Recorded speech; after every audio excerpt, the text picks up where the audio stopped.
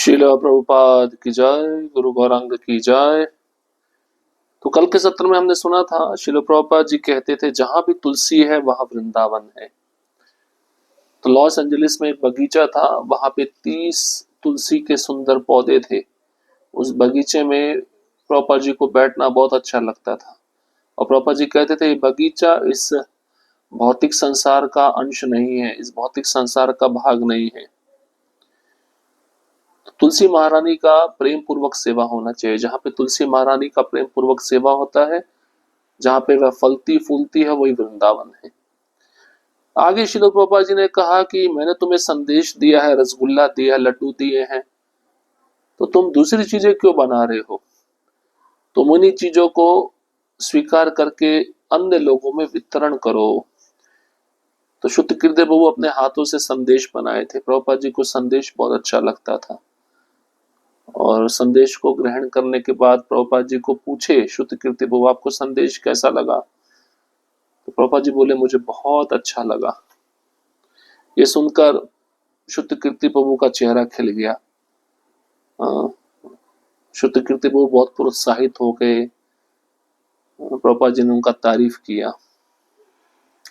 और श्री प्रभुपाद जी कहते हैं जो भक्त हैं वे अपनी सेवा मुक्त रूप से बांटते हैं। बदले में वह कुछ लेते नहीं है, बल्कि समाज को बहुत ज्यादा मात्रा में देते हैं। और जो मनोचिकित्सक होते हैं, संसार के लोभी लोग होते हैं, समाज से बहुत ज्यादा लेते हैं और देते कुछ भी नहीं है। तो भक्त जो है वह सबसे उत्तम परोपकार करता है, दूसरों को भक्ति प्रदान करता है, और भक्त सदा सर्वदा हमारा हितैषी होता है। अब हम आगे बढ़ेंगे। आकाश कृष्ण का रंग है। 4 अक्टूबर 1972, इस्कॉन, लॉस एंजलिस, कैलिफोर्निया। एक शाम को श्रील प्रभुपाद जब अपने बगीचे में थे, उन्होंने आकाश की ओर देखा और कहा, अतः क्या आकाश कृष्ण के रंग का है? एक शिष्य ने उत्तर दिया, कृष्ण पुस्तक में वर्णन है कि श्री कृष्ण का रंग गरजते बादल के समान गहरा नीला है।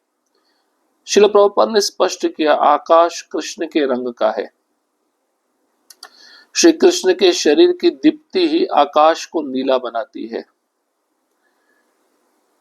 श्रील प्रभुपाद ने हमें श्री कृष्ण को सदा स्मरण करने के बहुत सरल तरीके दिए हैं। उनकी कृपा से हम आकाश की ओर देख सकते हैं तथा तुरंत श्री कृष्ण को याद कर सकते हैं। कितना सुंदर बात बताए प्रभुपाद जी कि आकाश कृष्ण के रंग का है। आकाश का रंग जो है वही कृष्ण का रंग है। तो प्रभुपाद जी ने प्रश्न पूछा, एक शिष्य ने उत्तर दिया, श्री कृष्ण का रंग गरजते बादल के समान गहरा नीला है, आपने ऐसा कृष्ण पुस्तक में वर्णन किया है। श्रील प्रभुपाद ने कहा, आकाश कृष्ण के रंग का है। श्री कृष्ण के शरीर की जो दीप्ति है, कांति है, वही आकाश को नीला बनाती है। तो आकाश नीला क्यों है? क्योंकि कृष्ण की दीप्ति, कृष्ण के शरीर की कांति आकाश को नीला बना देती है। तो कृष्ण का रंग गरजते बादल के समान गहरा नीला है, लेकिन वही नीला रंग आकाश में होता है।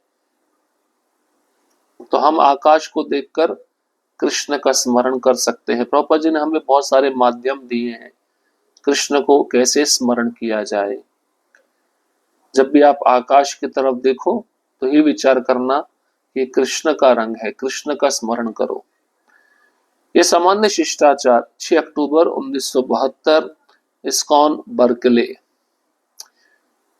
श्रील प्रभुपाद ने बर्कले में कुछ हितैषियों के बंगले में कुछ दिन निवास किया। उनके शिष्यों ने उन्हें घर के चारों ओर घूमकर सब कुछ दिखाया। जब वे बैठ गए तो उन्होंने पूछा, क्या कुछ पसंद है? उन्होंने आदेश दिया, कुछ फल लाओ, मेरे पांव धोने के लिए कुछ लाओ, एक तौलिया तथा कुछ जल लाओ। साधारण शिष्टाचार है। जो व्यक्ति घर में आता है तुम्हें उसके पांव धुलाने चाहिए। श्रील प्रभुपाद हमसे कुछ मांग नहीं करते, अपितु उन्होंने अपनी कृपा से सिखाया कि एक अतिथि का किस प्रकार उचित रूप से सत्कार करना चाहिए। फिर आध्यात्मिक गुरु तो इससे कहीं बड़ा चढ़ा होता है। श्रील प्रभुपाद ने अपने पांव धोने वाले शिष्य को बताया कि मेरे घुटनों तक धो, यात्रा के पश्चात इस तरह पांव धोने से व्यक्ति का पूरा शरीर स्फूर्तिदायक हो जाता है। वृंदावन में गर्मी के एक दिन श्रील प्रभुपाद ने पुनः यह उल्लेख किया।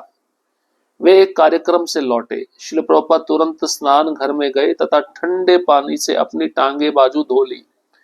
उन्होंने कहा, ऐसा करने से सारे शरीर में पुनः शक्ति का संचार हो जाता है।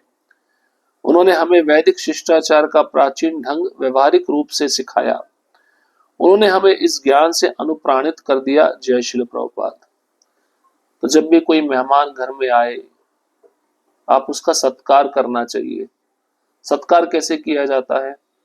उसको आसन देकर, उसको जल प्रदान करके, उसको कुछ प्रसाद खिलाकर, उसके साथ दो मीठी बातें करके। लेकिन अगर गुरु घर में आ रहे हैं तो गुरु का सत्कार कैसे होना चाहिए? उनके चरणों का प्रक्षालन होना चाहिए। क्योंकि प्रभुपाद जी कहते हैं कि जब भी कोई लंबी यात्रा से कोई आध्यात्मिक गुरु किसी शिष्य के घर आए तो उनके चरणों का प्रक्षालन, चरणों को धोया जाना चाहिए घुटनों तक, जिससे उनके शरीर में पुनः स्फूर्ति, पुनः ताजगी, पुनः शक्ति आ जाती है। और इस प्रकार से सारी शक्ति में पुनः संचार होने से वह अपने को तरोताजा महसूस करते हैं। ये शिष्टाचार है। तो इस शिष्टाचार को हमें सीखना चाहिए और ये प्राचीन ढंग का व्यवहारिक रूप शिष्टाचार के रूप में हमें सिखाया जाता है। आप 3 मिनट में एक व्यक्ति को क्या कह सकते हो? 7 अक्टूबर 1972, बर्कले। श्रील प्रभुपाद ने बताया कि हमारा वास्तविक प्रचार पुस्तक वितरण है। उन्होंने पूछा, आप 3 मिनट में किसी व्यक्ति को क्या बता सकते हो? यदि वह पुस्तक का एक पृष्ठ पढ़ता है तो वह बदल जाएगा। कैसे भी हो, आपको यह करना होगा, ये ठीक है। परंतु आप किसी व्यक्ति को क्रोधित कर देते हैं तथा वह पुस्तक नहीं लेता तो यह आपकी मूर्खता है। श्रील प्रभुपाद ने कहा, मेरे गुरु महाराज प्रतिदिन एक छोटा सा पत्र छापते थे। उसका मूल्य कुछ सेंट होता था। जब कोई ब्रह्मचारी गलियों से लौटता और बताता, मैंने एक पत्र बेच दिया है, श्रील भक्ति सिद्धांत सरस्वती बहुत प्रसन्न होते तथा कहते, बहुत अच्छे, आपने क्या किया, आप बहुत अच्छे लड़के हो। पवित्रता ही शक्ति है। श्रील प्रभुपाद एक विशुद्ध भक्त हैं और हम उनके विनम्र सेवक। ये हमारा सौभाग्य है कि हम उनके शब्दों को पुस्तक के रूप में बांटने में समर्थ हैं। उन्होंने कहा, ये मेरे शब्द नहीं, ये कृष्ण के शब्द हैं। केवल एक वाक्य पढ़ने से ही व्यक्ति कृष्ण भावना भावित बन सकता है। तो प्रभुपाद जी कहते, सबसे बड़ा प्रचार क्या है? पुस्तकों का वितरण करना। क्योंकि आप किसी को प्रचार करोगे, कुछ मिनट में आप क्या बता सकते हो? अगर वह व्यक्ति आपसे पुस्तक लेता है, उस पुस्तक का एक पन्ना पढ़ता है, एक पैराग्राफ पढ़ता है, एक वाक्य पढ़ता है, वह वाक्य उसका जीवन बदल सकता है। लेकिन अगर आप पुस्तक वितरण नहीं कर पाते किसी व्यक्ति को, वह व्यक्ति आपसे क्रोधित हो जाता है, आपसे पुस्तक नहीं लेता, तो यह आपकी मूर्खता है। तो प्रभुपाद जी अपने गुरु महाराज का उदाहरण बता रहे हैं। मेरे गुरु महाराज रोज एक छोटा पत्र छापते थे जिसकी कीमत कुछ पैसा या सेंट होती थी। और जब मेरे गुरु महाराज के शिष्य ब्रह्मचारी गलियों में जाकर उस पत्र को वितरण करके कुछ लक्ष्मी लेकर आते, तो मेरे गुरु महाराज उस लक्ष्मी से प्रसन्न नहीं होते थे। उस पत्र को वितरण किया उससे प्रसन्न होते थे, उसको गले लगाते थे और कहते थे, आप बहुत अच्छे हो, आपने बहुत अच्छा कार्य किया है। और अभी तो श्रील प्रभुपाद जी की पुस्तकें कितनी ज्यादा मात्रा में वितरण हो रही हैं, तो प्रभुपाद जी कितने प्रसन्न होंगे। श्रील प्रभुपाद सदैव अपनी पुस्तकों में जीवित हैं। वयस्क का परिलोक। 7 अक्टूबर 1972, ऑकलैंड, कैलिफोर्निया। अक्टूबर की ठंडी प्रातः में सैर करते हुए जब हम शहर के निचले भाग ऑकलैंड में मेरिट पार्क होते हुए चिड़ियाघर के सामने निकले, जिसके एक बोर्ड पर लिखा था बच्चों का परिलोक, वे चले जा रहे थे, जबकि उनके युवक शिष्य एक दूसरे की ओर देखकर मुस्कुरा दिए। श्रील प्रभुपाद ने पढ़ा, बच्चों का परिलोक। क्षितिज की ओर संकेत करते हुए तथा दूसरा गगनचुंबी भवन की ओर देखकर उन्होंने कहा, वयस्कों का परिलोक। वे आगे बढ़ते गए, जबकि उनके युवक शिष्यों ने एक दूसरे की ओर देखा तथा मुस्कुराए। हम श्रील प्रभुपाद के साथ प्रातः की सैर में यही सब कुछ देखते हुए चलते थे।